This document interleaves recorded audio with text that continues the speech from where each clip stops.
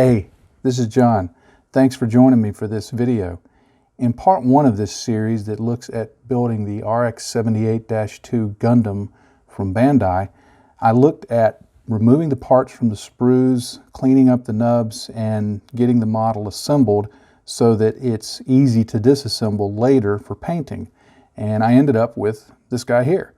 And he looks pretty good, and if this is the stage you want to keep him at, hey, you're done. Video over. But if you want to go a little further in painting, there's still a few steps that need to be done so we can do that. Now, on any model you build, when you put two parts together, there's going to be a seam between them. And cleaning up those seams, doing something with those seams is important so that when you paint it, it gives a good appearance to the model. Now, fortunately, on this model, Bandai's done a very good job of dealing with the seams. There's a few along here. Let me get my little pointer. There's a few along here, and some on the shoulder, for example, that they work those in to be panel lines. They just fall along where a natural panel line is, and you really don't need to do anything to clean them up. When I build it for painting, I'll glue them together so that it kind of seals that little hairline crack there. But there's no sanding that needs to be done to address those. There are, however, two areas on the model that have reasonable enough seam lines that I think it's important to deal with. One is along the head right here. Let me get this in kind of close. You may be able to see that. But there's a head that runs right around the middle of the model there. And then on the back of the legs, there's a couple of seams there. So I need to address those. Okay, the techniques I'm going to show here, while they apply specifically to this model, they can be applied generally to any Gunpla or any model in general. So don't think it's just confined to this. Now, the first thing I want to do in dealing with, for example, this leg seam here, is I want to go ahead and disassemble the model so that I can isolate just this portion of the leg. So I'm going to go ahead and pull off his foot along with the foot pistons and those parts. And then I'm going to pull this part of the leg away from the rest of the model. Now, it's just held in there by a poly cap, so it will come. You have to give it a little bit of a tug, and then it will come loose. Now, one way to deal with it, and this is not the way I'm going to do, but it's a perfectly valid way to do it. I do it quite frequently. One way to deal with this seam line is to simply decide, hey, I'm going to make this a panel line. I'm not going to worry about trying to close it up, sand it up, or anything like that. All you need to do for that is to simply grab a scribing tool. Here, I'll show you mine. This Taming scriber is a great way of doing it. You can grab this and simply holding the part in your hand like this, let it rest in that seam and just lightly draw it down through it like that. You make a couple of passes through that, and when it is about the same width and depth as the built-in panel lines, you're done. You can still glue it so that it holds together well, but you've made a panel line there. That's one way of dealing with it.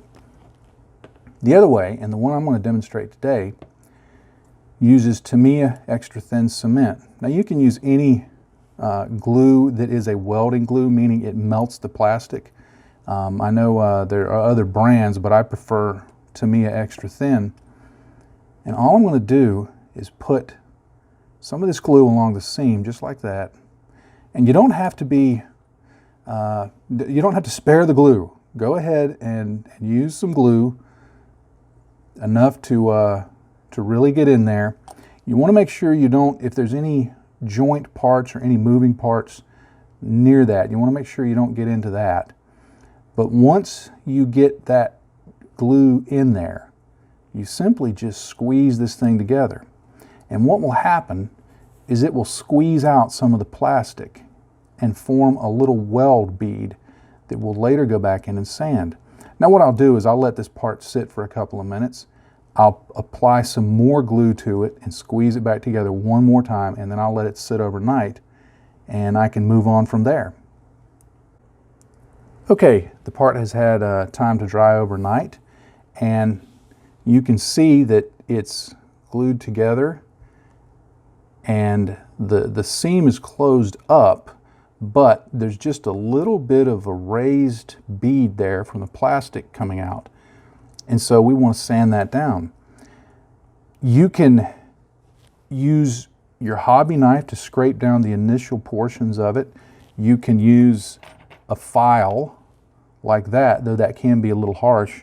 What I like to do on a surface like this is I like to start off with a sanding stick. Now this is a 240 grit, and you can see I've used this thing quite a bit, but it still works well. This is a 240 grit. What I do is off camera, I'm dipping it in water. You see I dipped it to about right there. So there's plenty of water on this thing.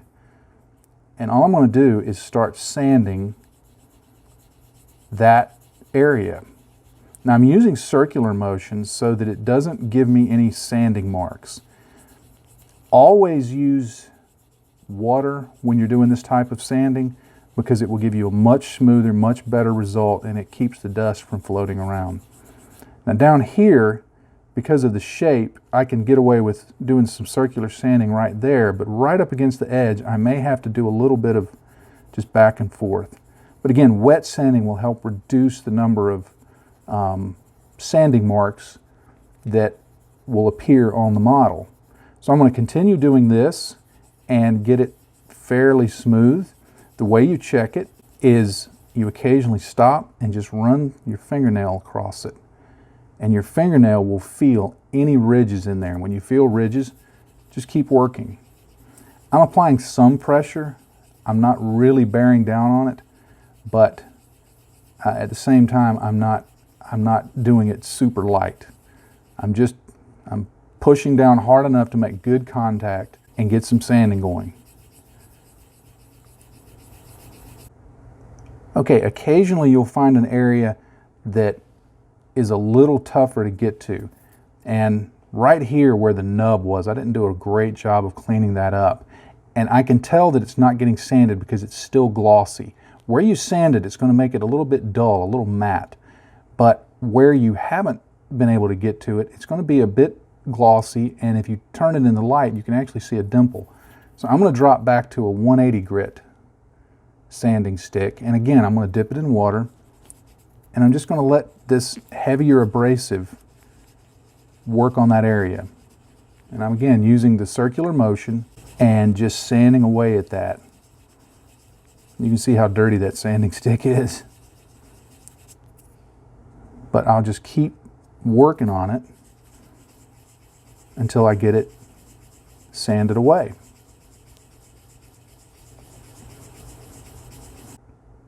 Okay, I used that 180 grit to get that troublesome area worked out, and then I went back to the 240 and covered the areas again with that and make sure that it was nice and smooth. And I dropped back to a 400 grit and then a 600 grit, and now it's smooth and you can't feel the seam and it's ready for painting. So that leg was simple to do. It only took me, besides the filming time and that kind of thing, it only took me maybe 2 minutes of sanding, if that, to do. So very simple. Okay, the seam on the head takes a little different approach. You remember that I showed there was this seam that ran along the head. Now there's painted parts that are in there, in his face mask. So what I did for this was I disassembled the head, did a quick brush paint of my red paint on the face parts, then reassembled the head and glued it. Now when I do the overall painting, I'll mask off this eye area, and I won't worry about his little goatee here because I can go back and brush paint that afterwards very easily. But what I want to do now is I want to work on this seam line. It's been glued, I did the squeeze thing that I mentioned earlier, and I let it dry overnight. This is a little more difficult of an area to get into. So what I do here is First, I lower my handy optivisor so I can see what I'm doing. But I just start scraping that seam with the back of my knife, or the blade of my knife.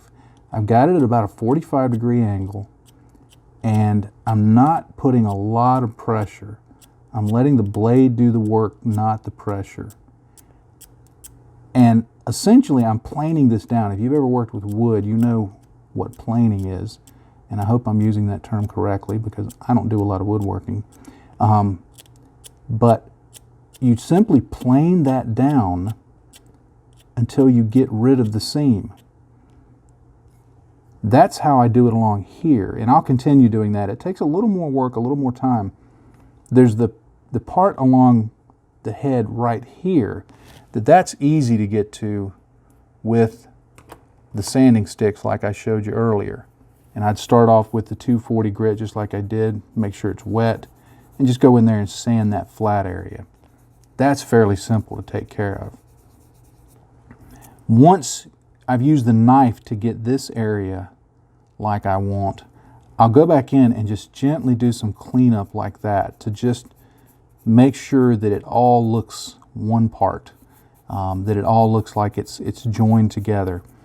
It may take a little more work because of that curved surface there.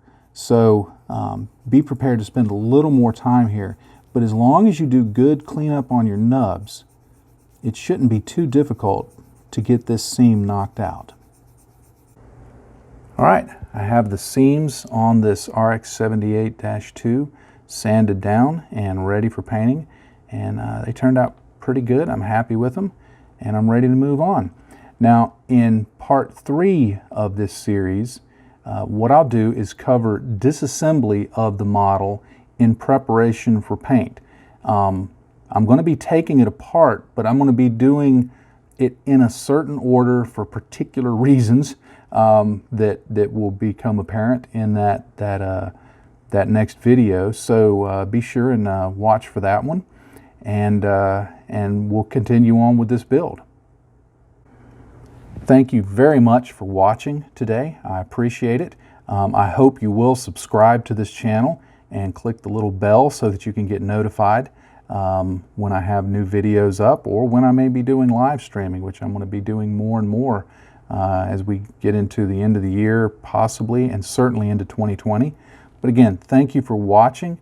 If you enjoyed this and would like to support the work I do and get even more additional video and text material than I provide on the blog and for free on the YouTube channel, I would appreciate if you wanted to support me on Patreon. There'll be links to all of that below in the description for this video. And to the folks who are my current Patreon supporters, thank you so much for doing that, for standing with me in this. It is a blessing to my family and I, and we greatly appreciate it. With all that said, happy day to you, friends. Bye-bye.